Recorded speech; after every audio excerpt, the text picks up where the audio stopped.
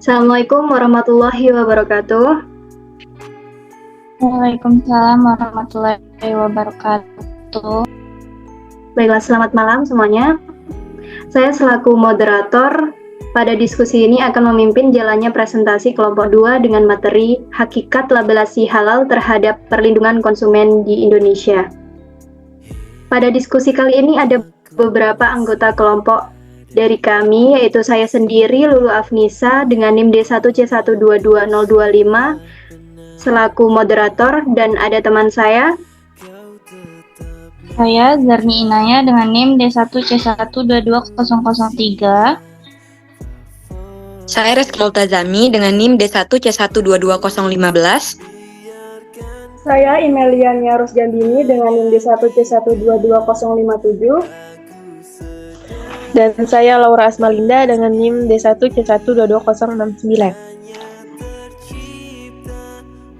Baiklah, langsung saja untuk materi yang pertama ada latar belakang. Hakikat jaminan halal adalah dasar dari konsep TQM, merupakan bentuk tata kelola mutu terintegrasi penekanan pada kontrol kualitas di setiap lini.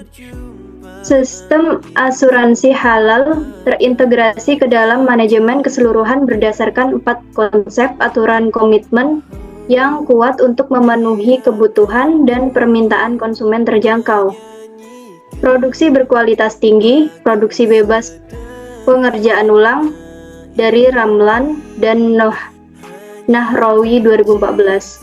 Label merupakan penanda dan sumber-sumber informasi tentang substansi yang diwakilinya. Karena itu, isi label haruslah sesuatu yang benar dan harus dapat dipertanggungjawabkan. Untuk slide selanjutnya akan dibacakan oleh teman saya. Baik, selanjutnya untuk tinjauan pustaka. Pada zaman dahulu, seseorang akan dengan mudah mengetahui mana makanan yang halal dikonsumsi untuk memenuhi kebutuhan hidupnya dan mana makanan yang haram. Berbeda dengan zaman sekarang, ketika kemajuan teknologi telah berkembang dengan pesatnya, termasuk di dalam teknologi makanan. Indonesia telah memasuki era perdagangan bebas, di mana sudah banyak sekali berbagai macam produk impor masuk ke Indonesia, termasuk makanan olahan. Hal ini menjadi ancaman baik secara ekonomis maupun secara agamis. Secara ekonomis, kehadiran produk impor menjadi saingan produk lokal, sedangkan secara agamis, kehadiran produk tersebut semakin menambah daftar makanan disangsikan ke dalam oleh umat Islam.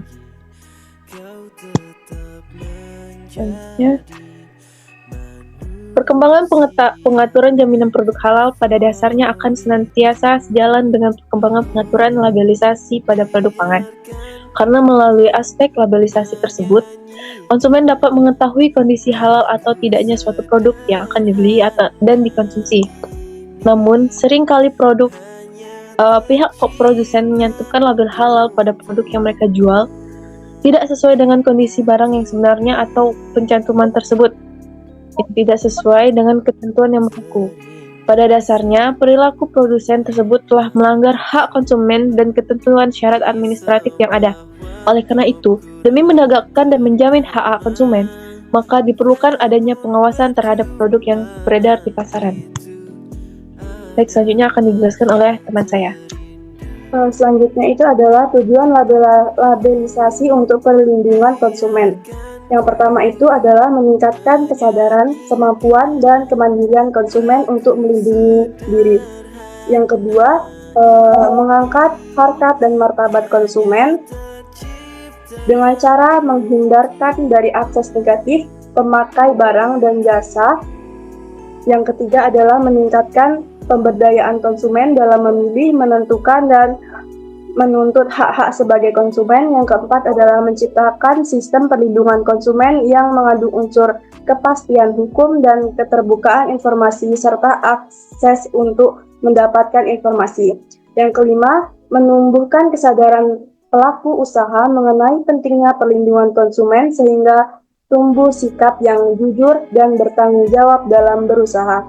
Yang keenam, meningkatkan kualitas barang dan jasa yang menjamin kelangsungan usaha produksi barang dan jasa, kesehatan, kenyamanan, keamanan, dan keselamatan konsumen.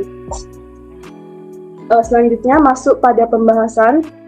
Dalam pembahasan ini, labelisasi halal di Indonesia merupakan bentuk perlindungan hukum yang signifikan bagi konsumen, terutama konsumen muslim untuk memastikan kehalalan produk makanan yang dikonsumsi.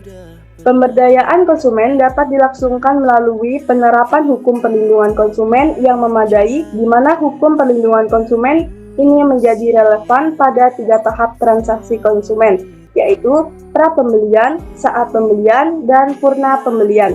Pada pasal 1, angka 1 UU Undang-Undang Nomor 8 Tahun 1999 tentang perlindungan konsumen memberi pengertian perlindungan konsumen sebagai segala upaya yang menjamin adanya kepastian hukum untuk memberi perlindungan kepada konsumen. Selanjutnya akan dibacakan oleh teman saya. Baiklah, terima kasih kepada Saudari Imelia. Selanjutnya yaitu aspek perlindungan hukum terhadap konsumen di Indonesia. Pasal 1 angka 1 Undang-Undang Dasar Nomor 8 Tahun 1999 tentang perlindungan konsumen memberi pengertian perlindungan konsumen sebagai segala upaya yang menjamin adanya kepastian hukum untuk memberi perlindungan kepada konsumen. Dalam usaha memberikan perlindungan hukum terhadap konsumen terdapat beberapa asas yang terkandung di dalamnya. Asas tersebut adalah yang pertama, asas manfaat. Asas ini dimaksudkan untuk mengamanatkan bahwa segala upaya dalam penyelenggaraan perlindungan konsumen harus memberikan manfaat sebesar-besarnya bagi kepentingan konsumen dan pelaku usaha secara keseluruhan. Kemudian yang kedua, asas keadilan. Asas ini dimaksudkan agar partisipasi seluruh rakyat dapat diwujudkan secara maksimal dan memberikan kesempatan kepada konsumen dan pelaku usaha untuk memperoleh haknya dan melaksanakan kewajibannya secara adil. Selanjutnya yang ketiga, asas keseimbangan. Asas ini dimaksudkan untuk memberikan keseimbangan antara kepentingan konsumen, pelaku usaha, dan pemerintah dalam arti material atau spiritual. Kemudian yang keempat, asas keamanan dan keselamatan konsumen. Asas ini dimaksudkan untuk memberikan jaminan atas keamanan dan keselamatan kepada konsumen dalam penggunaan, pemakaian, dan pemanfaatan barang atau jasa yang dikonsumsi atau digunakan. Kemudian yang kelima, asas kepastian hukum. Asas ini dimaksudkan agar baik pelaku usaha maupun konsumen menaati hukum dan memperoleh keadilan dalam penyelenggaraan perlindungan konsumen serta negara menjamin kepastian hukum. Selanjutnya akan dijelaskan oleh teman saya. Baiklah, selanjutnya yaitu pengawasan terhadap labelisasi halal di Indonesia. Pada pasal 97 ayat 3 UU Pangan di atas mengatur ketentuan tentang dimuatnya keterangan tentang halal dalam label setiap produk yang dijual di wilayah Indonesia. Namun dalam kenyataannya, seringkali pihak produsen mencantumkan label halal pada produk yang mereka jual namun tidak sesuai dengan kondisi barang yang sebenarnya ataupun pencantuman tersebut tidak sesuai dengan ketentuan yang berlaku. Oleh karena itu, demi menegakkan dan menjamin hak-hak konsumen, maka diperlukan adanya pengawasan terhadap produk yang beredar di pasaran. Ketentuan perihal pengawasan terhadap produk pangan yang beredar dapat ditemukan dalam beberapa peraturan perundang-undangan yang berkaitan dengan labelisasi dan produk pangan. Yang pertama, pada dasarnya pengawasan dapat dilakukan oleh pemerintah maupun oleh LPKSM dan masyarakat. Dalam melaksanakan pengawasan, pihak pemerintah dalam hal ini berwenang untuk melakukan pengawasan tersebut sejak proses produksi, penawaran, promosi, pengiklanan, dan cara menjual sampai barang dan atau jasa tersebut beredar di pasaran.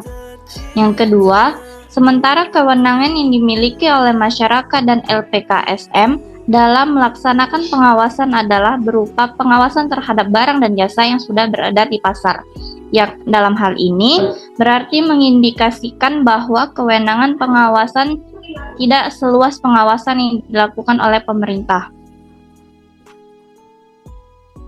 Dan kesimpulannya yaitu dapat menyimpulkan bahwa untuk menegakkan dan menjamin hak-hak konsumen, maka diperlukan adanya pengawasan terhadap produk yang beredar di pasaran.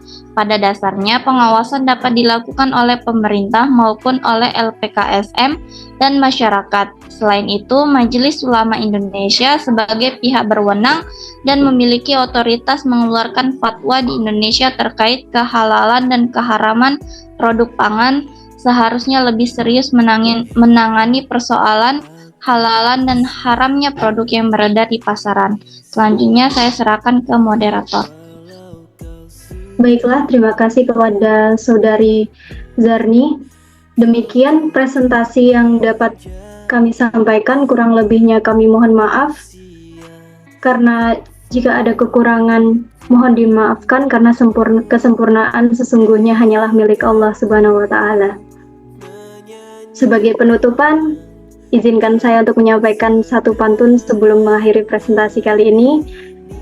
Nasi goreng rasanya gurih, dimakan di Kota Baru. Kuucapkan terima kasih kepada kalian semua atas semua kasih dan perhatianmu. Wassalamualaikum warahmatullahi wabarakatuh. Waalaikumsalam warahmatullahi wabarakatuh.